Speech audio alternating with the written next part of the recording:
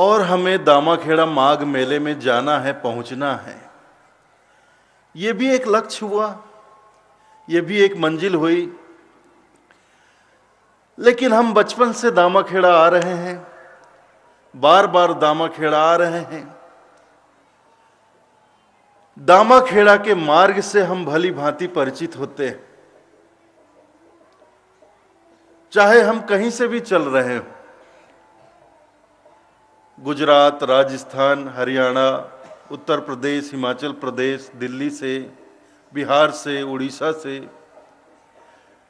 पश्चिम बंगाल से, चाहे जहां से भी चल रहे हो, हमें पता है दामाखेड़ा कहाँ है। हमें कौन सी ट्रेन पकड़नी है, किस रास्ते चलना है,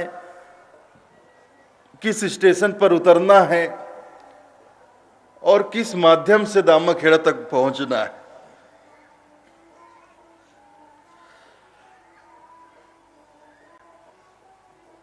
ये हमें पता होता है, बचपन से सफर कर रहे हैं दामाखेड़ा के लिए। और साथ भी मिल जाता है ऐसे लोगों का जो हमसे भी पहले, बहुत पहले से दामाखेड़ा का सफर करते आ रहे हैं,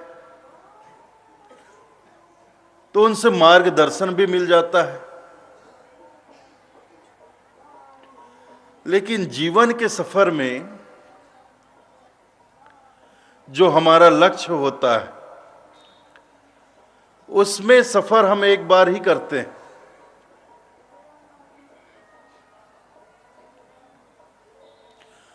बिल्कुल अनजान सी राह, ऐसा मार्ग जिसके बारे में हमें कोई ज्ञान नहीं, कोई बोध नहीं, कोई जानकारी नहीं।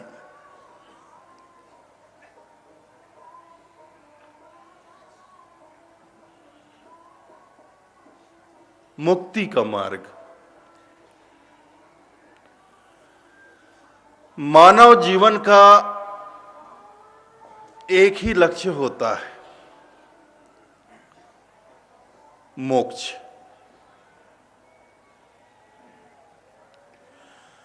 चौरासी लाख योनियों को धारण करते करते करते करते हम मानव योनि में आते हैं, मनुष्य योनि को धारण करते हैं।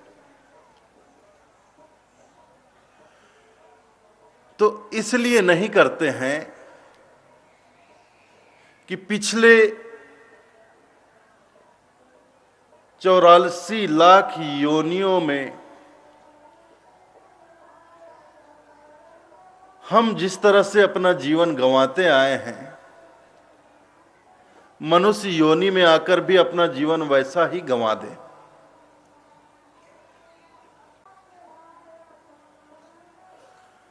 ये एक बड़ी क्रमिक विकास की प्रक्रिया है।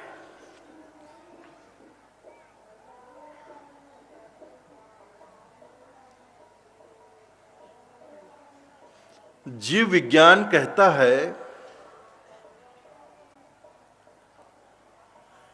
इस संसार में जीवन प्रारंभ हुआ अमीबा से, एक कोशिकी प्राणी, एक इंद्रिय प्राणी।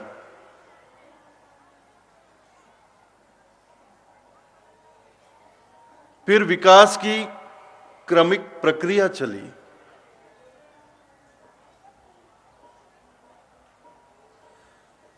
हर जन्म में इस जीव ने पिछले जन्म से विकसित योनि को धारण किया।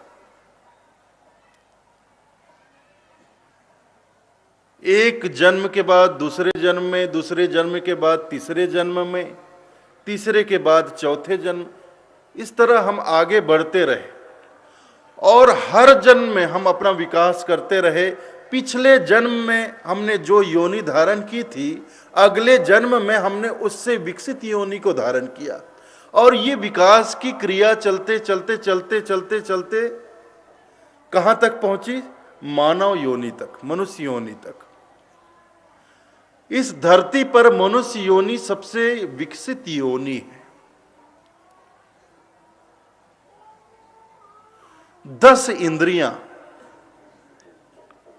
मनुष्य के पास 10 इंद्रियां, 5 कर्मेंद्रियां हैं, 5 ज्ञानेंद्रियां हैं, इसके अतिरिक्त मन है, बुद्धि है, विवेक है।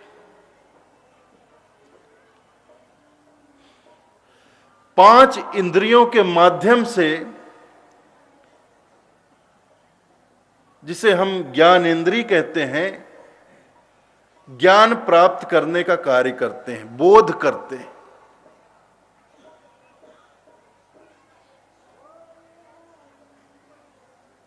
आंख, कान, नाक, जिह्वा और ये त्वचा, ये 5 ज्ञानेंद्रियां हैं।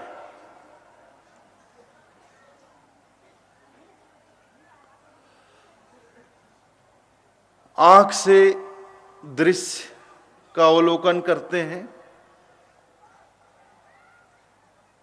जो भी दृष्टिगोचर होता है, जो भी देखते हैं, उसका ज्ञान अर्जित करते हैं कि हमने ये चीज देखी, कि हमारी आंखों के सामने ये घटना घटी, हमने इस घटना को देखा। देखकर ज्ञान अर्जन करते हैं। जैसे न्यूटन हुआ, न्यूटन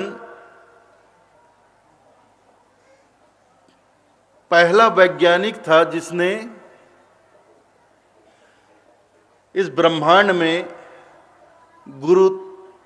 जो एक गुरुत्वाकर्षण शक्ति है, गुरुत्वाकर्षण बल है, उसका पता लगाया।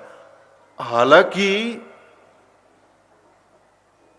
ये गुरुत्वाकर्षण बल ब्रह्मांड में होने का संकेत उससे बहुत पहले डच विंची ने दे दिया था।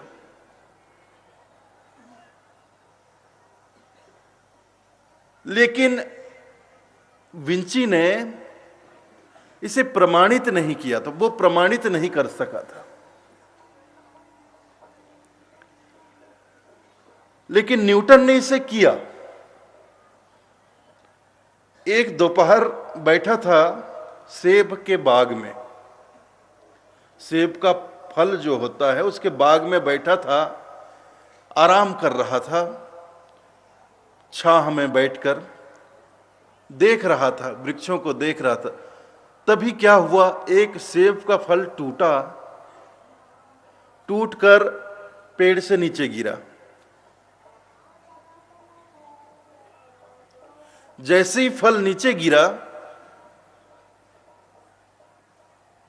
उसके दिमाग में खुजली शुरू हो गई। उसने देखा कि डाल से सेव का फल टूटा और धड़ाम से जमीन पर नीचे गिर पड़ा। सोचने लगा क्यों गिरा। टूटा ये बात तो ठीक है, फल टूट गया तो टूटकर वहीं क्यों नहीं लटका रहा, वो नीचे क्यों गिर गया। उठकर गया, सेव को उठाया, उसे फिर ऊपर किया, फिर छोड़ा, फिर सेब धड़ाम से नीचे गिरा। फिर उसे पकड़कर उछाला, उछालता गया, उछालता गया, उछालता गया।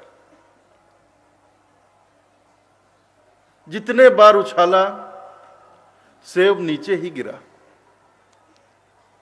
फिर उसने पत्थर भी उछाले, पत्थर का भी वही क्रिया हुआ।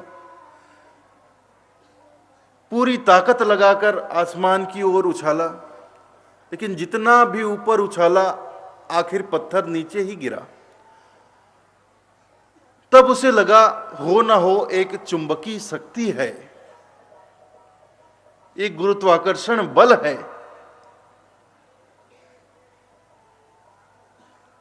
जो किसी भी वस्तु को अधर में नहीं लटके रहने देती। गुरुत्वाकर्षण बल के कारण कोई भी चीज हवा में, वायु में अधर में नहीं लटकी रह सकती, वह धरती पर गिर जाती है। तो देखकर उसे गुरुत्वाकर्षण बल का ज्ञान हुआ। तो ये देखिए, दृष्टि से, आंखों से हम देखकर ज्ञान अर्जन करते हैं। कान है, ध्वनि सुनते हैं, कोई भी आवाज सुने फौरन पहचान लेते हैं ये तबला बज रहा है कहीं पर, कि हारमोनियम बज रहा है कहीं पर। देख ना रहे हो, केवल सुनाई दे जाए। जंगल के किनारे हो, जंगल से कोई आवाज आए, फौरन जान जाते हैं ये सियार की आवाज है, ये कोयल की आवाज है, ये शेर की आवाज है। और अपने जो परिचित होते हैं, हमारे परिवार के सदस्य, हमारे दोस्त यार, वो हमारी नजरों के सामने ना हो,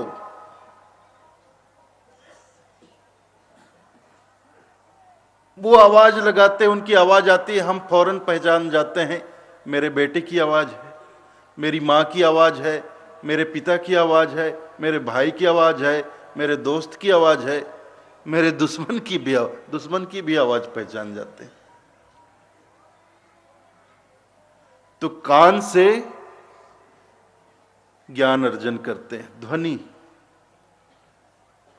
नाक सुगंधी या किसी भी प्रकार का गंध हो, सुगंध हो या दुर्गंध हो,